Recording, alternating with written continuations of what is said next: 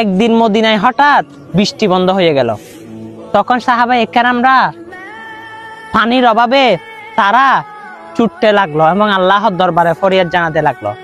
তখন রাসূল সাল্লাল্লাহু আলাইহি সাল্লামের ছোট বিবি হযরত মা আয়েশা সিদ্দিকা রাদিয়াল্লাহু তাআলা আনহার সামনে গেল। তখন তাকে কুলে বলল।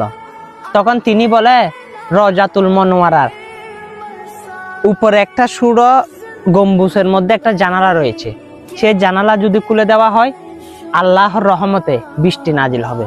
তখন সাহাবায়ে কেরাম সেটা শুনে আমার রাসূলের রওজাতুল মুনাওয়ারার সবুজ মিম্বারের গম্বুজের ছোট জানালাটা খুলে দিল। তখন অনবরত আল্লাহর রহমতে বৃষ্টি নাজিল হলো। তখন বৃষ্টি পড়তে পড়তে এক পর্যায়ে এমন ভাবে হয়ে গেল, তখন দেখি বৃষ্টি আর বন্ধ হয় না। তখন সাহাবায়ে কেরাম টেনশনে পড়ে গেল। আবার মা আয়েশা সিদ্দিকা রাদিয়াল্লাহু তাআলা আনহার সামনে গেল। তখন বলে, এরকম বৃষ্টি তো আর বন্ধ হয় না।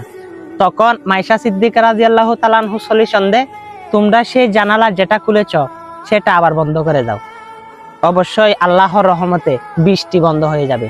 তখন সাহাবায়ে কেরামরা সেটা করলো, বৃষ্টি বন্ধ হয়ে গেল। সুবহানাল্লাহ। হ্যাঁ, অবশ্যই আমার নবী কোন নবী একটু মাথায় কি আর রাখবেন, সরকারে কায়নাত তিনি। হ্যাঁ, এই সুন্দর বার্তাটা সকল মানুষের কাছে পারলে ছড়িয়ে দিতে পারেন। আমিন।